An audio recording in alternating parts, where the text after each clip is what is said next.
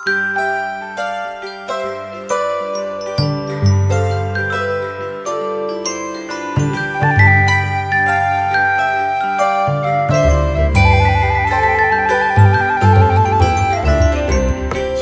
selamat pagi Bapak Ibu Saudara yang diberkati oleh Tuhan. Kembali kita berjumpa di dalam program Morning Call GPIB.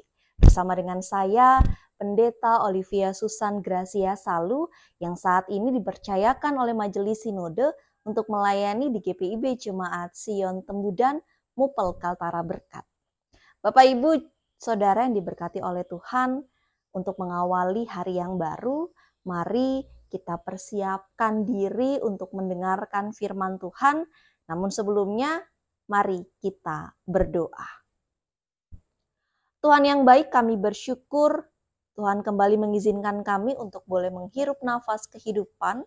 Setelah satu malam, Tuhan sertai kami dalam istirahat malam. Dan saat ini Tuhan, kami akan memulai seluruh rangkaian kegiatan kami. Namun sebelumnya, kami akan mendengarkan dan merenungkan firman-Mu. Kiranya Roh Allah yang akan memampukan kami untuk bisa memahami firman Tuhan ini dan memampukan kami juga untuk bisa melakukannya di dalam setiap kehidupan kami. Dan untuk hamba-Mu yang Kau percayakan untuk memberitakan firman, curahkan Roh Kudus-Mu ke dalam hati dan pikiran hamba-Mu ini, agar setiap perkataan yang boleh keluar dari mulut hamba-Mu ini, Tuhan berkenan atasnya. Berfirmanlah ya Allah, karena kami umat-Mu siap untuk mendengarkan.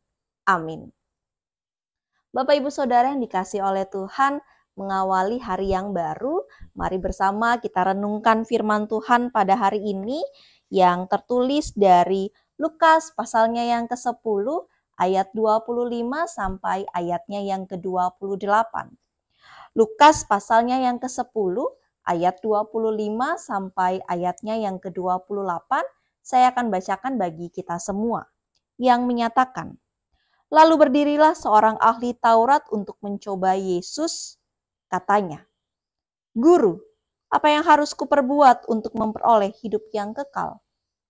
Jawab Yesus kepadanya, apa yang tertulis dalam hukum Taurat? Apa yang kau baca di dalamnya? Jawab orang itu, kasihilah Tuhan Allahmu dengan segenap hatimu, dan dengan segenap jiwamu, dan dengan segenap kekuatanmu, dan dengan segenap akal budimu, dan kasihilah sesamamu manusia, seperti dirimu sendiri.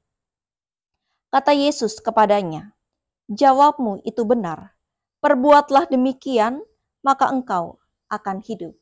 Demikianlah pembacaan firman Tuhan kita. Bapak Ibu Saudara yang diberkati oleh Tuhan, selamat pagi. Selamat mengawali hari yang baru, selamat untuk beraktivitas, dan semoga Bapak Ibu Saudara dan saya juga ada dalam keadaan yang sehat.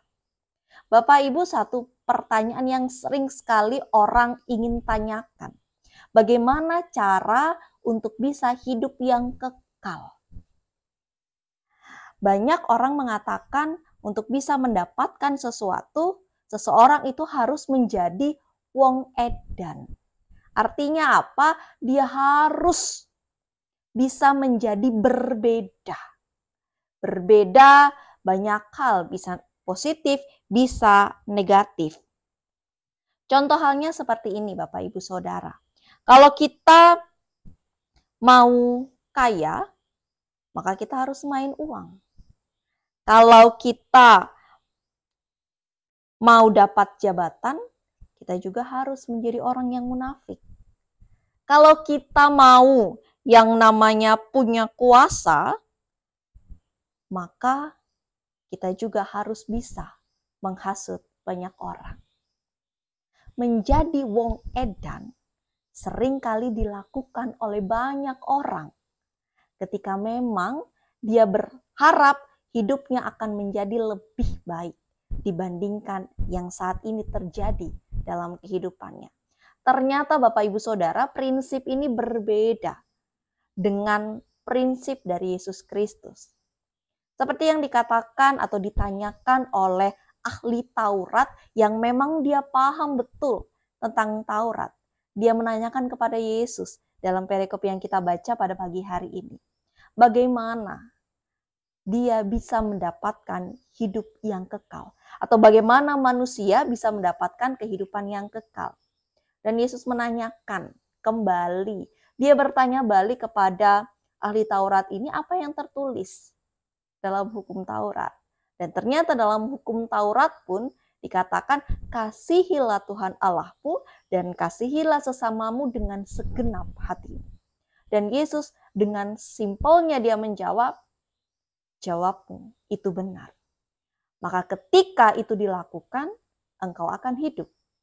Bapak Ibu Saudara, jawaban simpel dari Yesus ini hanya mau menyatakan bahwa untuk menjadi atau untuk mendapatkan hidup yang kekal, seseorang tidak membutuhkan orang lain. Dia hanya butuh dirinya sendiri. Untuk bisa mengasihi Allah, untuk bisa mengasihi sesama dengan sepenuh hatinya. Dia tidak membutuhkan yang namanya kekayaan. Dia tidak membutuhkan yang namanya kekuasaan. Dia tidak membutuhkan bantuan orang lain untuk dia bisa hidup yang kekal. Tapi yang dia butuhkan adalah dirinya sendiri untuk bisa melakukan hal bagaimana caranya dia bisa mengasihi Yesus. Dan ternyata mengasihi Yesus, Bapak Ibu Saudara, tidak hanya bisa dalam perkataan saja, tapi juga harus dilakukan dalam setiap kehidupan.